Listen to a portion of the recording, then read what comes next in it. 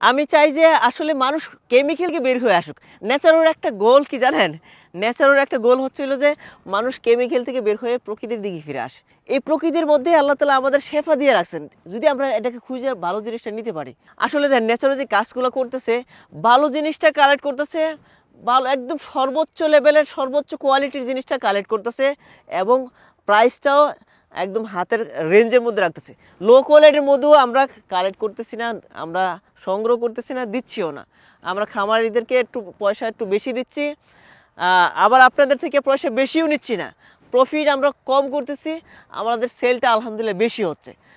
এই দিক থেকে আমরা প্রফিটটা করে ফেলতেছি যে আমাদের যদি অল্প পরিমাণে প্রফিট করি তাহলে কি হবে, বেশি সেল করতে পারবো। আর বেশি সেল করলে আমাদের যে অপারেশন কস্ট আছে, আমাদের যে প্রফিট যেটুকু করা দরকার আল্লাহ তাআলা যেটুকু আমাদের রিজিকে রাখছেন অতটুকু আলহামদুলিল্লাহ আমরা পাওয়া যাই। এই জন্য ন্যাচারাল মধুটা অন্য নদের থেকে একটু আলাদা, কারণ কি আমরা মধুর কোয়ালিটিটা ইনশিওর করি, ল্যাব টেস্ট করে তারপরে আপনাদের হাতে দিই। যার কারণে আমাদের আলহামদুলিল্লাহ এত কাস্টমার, এত রিভিউ আমাদের এই মধু সম্পর্কে আছে।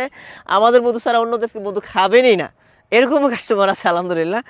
সো এই সরিষা ফুলের মধুটা যেহেতু সিজন শুরু হয়ে গেছে, সরিষা ফুলের মধুর সিজন চলতেছে, নতুন মধুরা এতদিন দেখেন, এতদিন যে মধুরা ছিল এটা হচ্ছিল যে এই কালো মধুটা, সরিষা ফুলের মধুটা যখন নতুন টাটকা মধুটা হয় তখন কিন্তু কালারটা এরকম একদম একটু আম্বার কালারের, আর একটু লাইট হয়।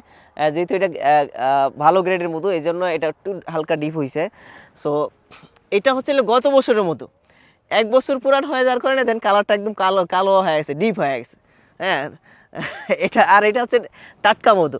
এই মধুর ডিফারেন্সটা বুঝতে হবে। এই মধুটা মনে হবে যে কালো জিরা অথবা অন্য ফুলের মধু, এটা না, এটা সরিষা ফুলের মধু, গত বছরের মধু।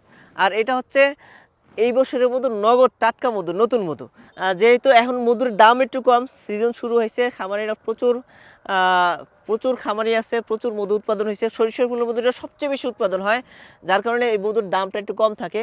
সিজনটা শেষ হয়ে গেলেই দামটা আবার বেড়ে যাবে। তো এটা কিন্তু মিস করা যাবে না। আমাদের অনেক কাস্টমার আছে যে ওনারা 2 কেজি 4 কেজি 6 কেজি 10 কেজি মধু এরকম স্টক করে রাখেন, নিয়ে রাখেন আর কি, যে সারা বছর খাওয়ার জন্য।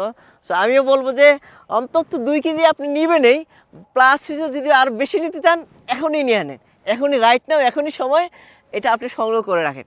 সো এই মধুটা সংগ্রহ করার জন্য যেটা করতে হবে, স্ক্রিনে দেওয়া নাম্বারে কল করতে হবে, অথবা আমাদের পেজে মেসেজ করতে হবে, অথবা এখানে যে বাটন আছে বাটনে ক্লিক করে আপনারা সংগ্রহ করতে পারবেন।